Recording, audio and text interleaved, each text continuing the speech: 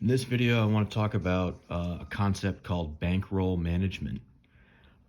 It's a concept that applies to all games of chance, including like the stock market, Forex, crypto, poker, and backgammon. And the idea is generally you shouldn't wager more than 10% of your total bankroll. If you're going to take a big risk, you should only be willing to risk 10% of it.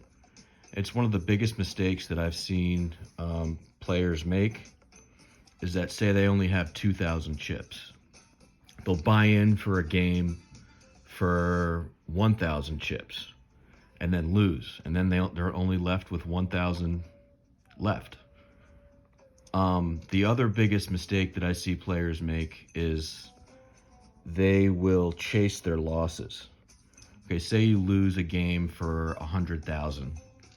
Buying in for the next game for 200,000 is reasonable. That's what we'd call the martingale strategy. But buying in for 700,000 after you lose 100,000 is not reasonable. That's indicative of what we call when a player goes on tilt or they get angry that they lost. And generally, when you're gambling, you should divorce all of your emotions from the game. If you look at the best gamblers in the world, professional gamblers, many of them have a pretty flat personality. They might speak in monotone. They don't get excited very easily, which is beneficial if you're gambling, because if you get upset when you lose and then you chase your losses, you're just going to lose even more. And the fact of the matter is everybody is going to lose in games of chance. That's just the way it works. I mean, your opponent could roll double sixes, double fives, and then it's game over. So the idea is to minimize your losses and maximize your profits. Let's see, pip count, I am behind. 4-3. So yeah, the 10% rule is generally the best way to go about it. And then you want to gradually build your bankroll. You don't want to go for a big win with all your chips. You want to think long term, not short term. And that piece of advice will serve you well in any games of chance. As you can see, I'm probably not going to win this game, but it's only worth 1,000 chips. I have much more than that. So I hope this video helped you out.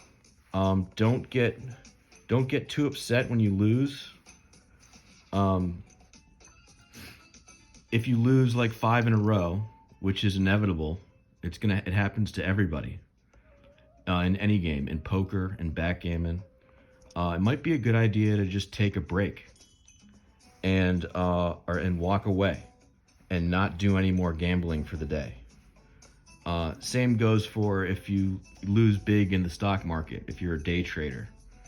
It might be a good idea to take a few days off and just cool down a little bit. And then come back when you're more level-headed. Because if you get too emotionally invested in games of chance, your emotions will get the best of you. And people don't really make rational decisions when they're angry, when they're frustrated. They make the best decisions when they're well rested and well fed. Oh, looks like I made a comeback. It's 55-54, but he just rolled double threes. Let's see what develops. I mean, this is a good good way to learn the game because it's just play chips. But at the higher stakes, even with play chips, people will play as if it's real money because they don't want to lose a whole lot of chips. At the lower stakes, they will gamble and take risks, and it's just craziness. But at the higher stakes, if you can build your bankroll up, it will simulate real money games, and eventually you could make the switch to real money. Um, but I wouldn't advise that until you have, let's say, the Malcolm Gladwell rule of 10,000 hours. If you have 10,000 hours of experience at high stakes play money, then and you're consistently winning, then I would move over to real money. Um, let's see if I'm gonna win. Maybe 2-1. Worst roll in the game. But look at it. Look at this. He has this big gap here. He has to cover this gap. Double fives will do that. See, so I just lost. I'm not upset about it. I'm just gonna play the next game and see what develops. Yeah, but basically, that's how AI, artificial intelligence, learns games.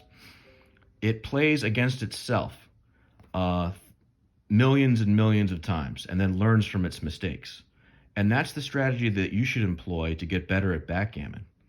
Just play in a simulation for play money before you switch over to real money. Thank you for watching. Have a good day.